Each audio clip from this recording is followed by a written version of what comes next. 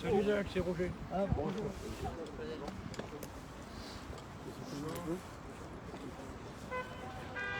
Ça va, Jacques, c'est Yann.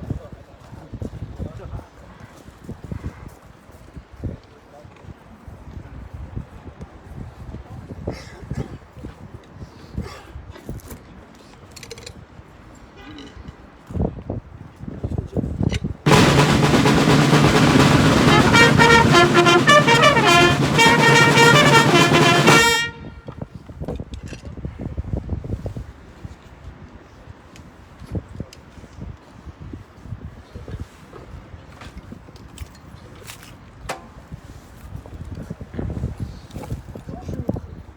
Nous sommes réunis en ce samedi 19 mars pour célébrer le 60e anniversaire de la Journée nationale du souvenir et du recueillement à la mémoire des victimes civiles et militaires de la guerre d'Algérie et des combats au Maroc et en Tunisie.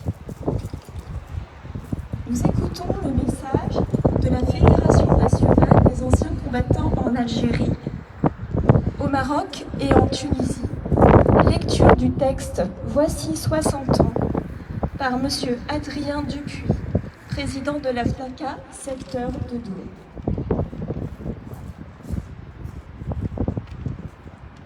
Monsieur le sous-préfet, monsieur le maire, messieurs, grades et qualités. Le 19 mars 62, cessez-le-feu en Algérie pour mettre fin en Afrique du Nord à 10 années d'une guerre qui persiste à taire son nom, se refusant à mettre un mot sur tout le monde. Cessez-le-feu, solution de bon sens et de raison, pour passer de l'ombre à la lumière, offrir les perspectives d'un avenir plus serein des deux rives de la Méditerranée. Dans la tourmente de ces années de braise, 30 000 de nos frères d'armes sont tombés, face au ciel ou à la terre, les yeux ouverts vers l'au-delà, emportant un éclat de notre cœur. Présents pour toujours en notre mémoire, nos camarades morts pour la France ont accompli leur devoir de citoyens, préserver les idéaux dont nous sommes porteurs. À leurs proches, si cruellement affectés par la perte de l'être cher, qui n'avait que son cœur rien qu'un « je veux vivre », nous exprimons toute notre empathie. 60e anniversaire du cessez-le-feu en Algérie. Indispensable rendez-vous mémoriel à hauteur de l'hommage à l'endroit des victimes civiles et militaires de cette guerre. Incontournable rencontre entre notre République et son histoire.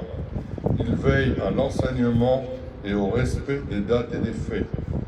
Hommage à tous ces jeunes ayant grandi dans le silence étouffant de l'après-seconde guerre mondiale pour, à l'aube de leurs 20 printemps, être jetés dans les affres d'une guerre les traumatisant à jamais.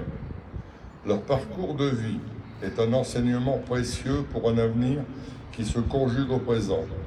Aux heures les plus sombres de notre histoire, ils ont su préserver nos institutions républicaines et sauvegarder les libertés collectives et individuelles de nos concitoyens.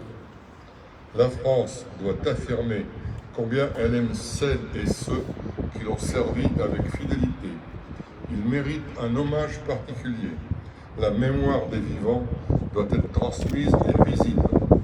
Jeunes filles, jeunes gens, à l'âge de lendemain plein de promesses, n'oubliez jamais que la guerre est un mal qui détruit chez l'homme son cœur et sa beauté, menace toujours sa dignité. Vouloir voir passer la colombe sur l'arc-en-ciel de la paix implique courage et vigilance. Avec de l'audace, ensemble, créons de la vie sur des mots bleus. La vie est si belle dans un si grand soleil. 19 mars 2022, 60e anniversaire du cessez-le-feu de la guerre d'Algérie. Nous vous invitons à honorer nos valeureux aînés et porter avec nous un message de paix et de réconciliation conforme à nos valeurs. Vive la République, vive la France.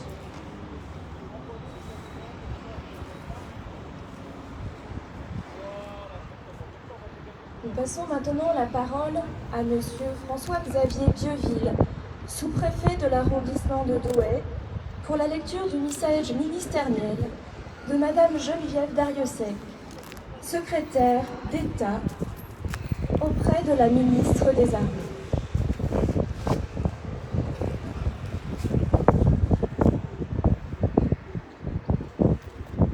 Il y a 60 ans, après un long processus et de difficiles négociations, dans un contexte d'exacerbation de violence, les accords d'Évian étaient signés entre les représentants du gouvernement de la République française et ceux du gouvernement provisoire de la République algérienne.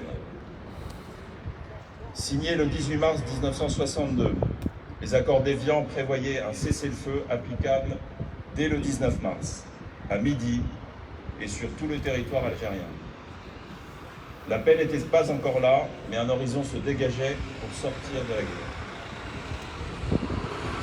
Avec tous les bouleversements que cela impliquait, avec tous les drames intimes et collectifs qui ont surgi, avec les violences et le cycle des représailles qui n'ont pas été éteints après le 19 mars. Pour beaucoup, sur les deux rives de la Méditerranée, il y a eu un avant et un après. Il y a eu une multitude de sentiments, une avalanche de sentiments, une pluralité de réactions et de douleurs, le voisinage du soulagement et de la détresse. Cette diversité et ces blessures sont la source de la mémoire plurielle et fragmentée de la guerre d'Algérie. Pour des milliers de soldats, des appelés et rappelés du contingent, des militaires de carrière, des forces de l'ordre de métropole et d'Afrique du Nord, c'était la possibilité d'un retour prochain dans les foyers. C'était aussi pour certains l'amertume de la situation militaire. Près de 30 000 d'entre eux avaient été tués, près de 70 000 blessés. Parmi ceux qui sont revenus, aucun n'a oublié ce qu'il a vu, ce qu'il a vécu, ce qu'il a entendu. Près de 2 millions d'appelés et de rappelés ont servi en Afrique du Nord pendant 18, 28 ou 30 mois. Étudiants, jeunes cadres, ouvriers, agriculteurs, artisans, employés. C'est toute une génération, toute une société qui a été marquée par cette guerre et qui le reste aujourd'hui. Notre France en est l'héritière.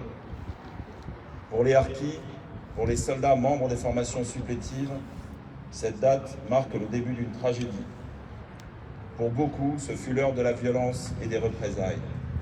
Pour d'autres, ce fut l'exil, l'abandon d'une terre aimée, puis l'indifférence, voire le mépris, sur une terre qui les a mal accueillis. Par la parole du chef de l'État et par la loi, la République a reconnu la singularité du sort des harkis et a ouvert le temps du pardon. Il n'est pas un pied noir, pas un rapatrié d'Algérie qui n'ait oublié la terre évanouie de ses parents. Ils ont vécu un douloureux exil, ils ont vu leur monde s'engloutir, ils ont connu et souffert les violences d'après le 19 mars. Il y a eu le drame de la rue d'Isly le 29 mars 62, dont le caractère impardonnable a été récemment reconnu par le chef de l'État. Il y a eu les massacres d'Oran du 5 juillet 1962. En redisant son attachement aux rapatriés et à leurs familles, la République a rappelé avec force la douleur de l'exil et les conditions d'arrivée en métropole. Les mémoires de la guerre d'Algérie sont douloureuses, mais elles sont précieuses. Notre mission collective est de porter un regard lucide sur les blessures du passé, de poursuivre le travail d'histoire, de vérité et de réconciliation. Pour ce 60e anniversaire, le mémorial national de la guerre d'Algérie et des combats du Maroc et de la Tunisie, situé à Paris, quai Branly, a été rénové et embelli. Ainsi, ce lieu de mémoire rend hommage aux victimes civiles et militaires et facilite la pédagogie. Il invite à la transmission. Pour ce 60e anniversaire, nous prenons collectivement l'engagement de continuer à enseigner la guerre d'Algérie, de faciliter l'accès aux archives, de mettre en valeur les témoignages, d'expliquer les faits et les événements, de regarder l'histoire en face, de faire dialoguer les mémoires. Pour ce 60e anniversaire de la guerre d'Algérie, la France a besoin de retrouver sereinement, en un lieu et un temps commun, de se rassembler sans polémique autour de tous ceux qui ont été touchés par ce conflit, de faire unité autour du souvenir et de la transmission. Ainsi, le 18 octobre 2022, un hommage national sera organisé. Une date symbolique, celle de l'anniversaire de la promulgation de la loi, reconnaissant officiellement le caractère de guerre et de combat aux événements d'Afrique du Nord, un texte qui mettait fin au non-dit et au licote. Aujourd'hui, 19 mars 2022, partout en France, nous nous souvenons et nous rendons hommage aux victimes civiles et militaires de la guerre d'Algérie et des combats en Tunisie et au Maroc.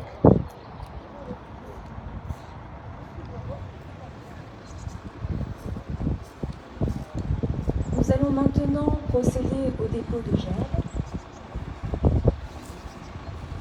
Dépôt de gerbes conjointement par M. François-Xavier Bieville, sous-préfet de l'arrondissement de Douai, M. Frédéric Chéreau, maire de Douai, M. Adrien Dupuis, président de la Fédération nationale des anciens combattants en Algérie, au Maroc et en Tunisie, pour le secteur de Douai.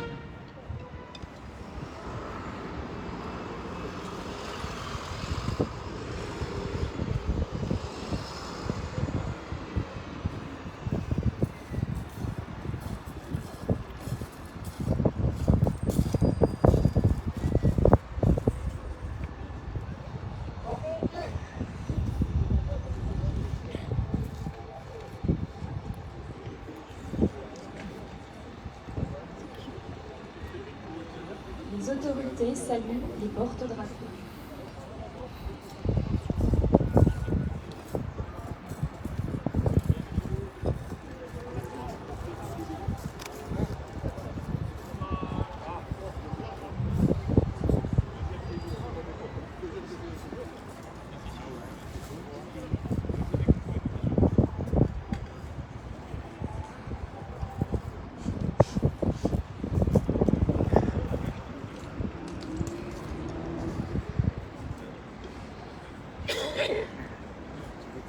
Comment ça va, Jacques?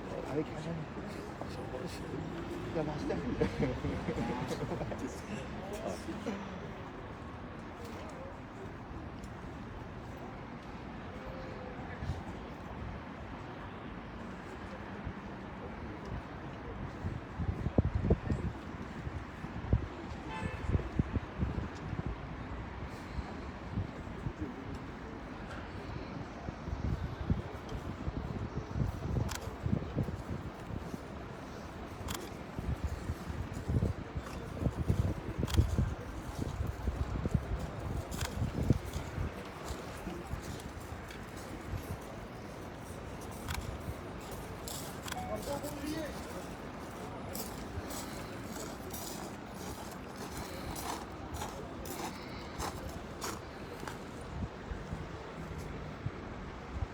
de la cérémonie.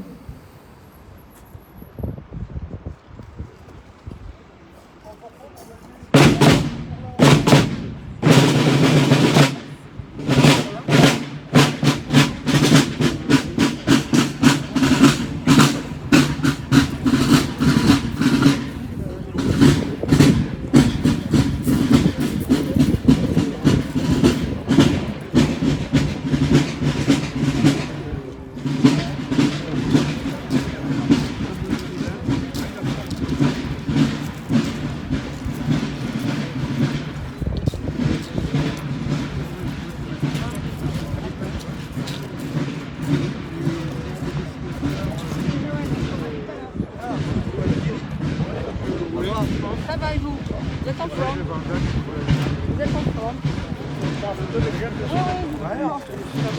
Attendez, c'est quoi?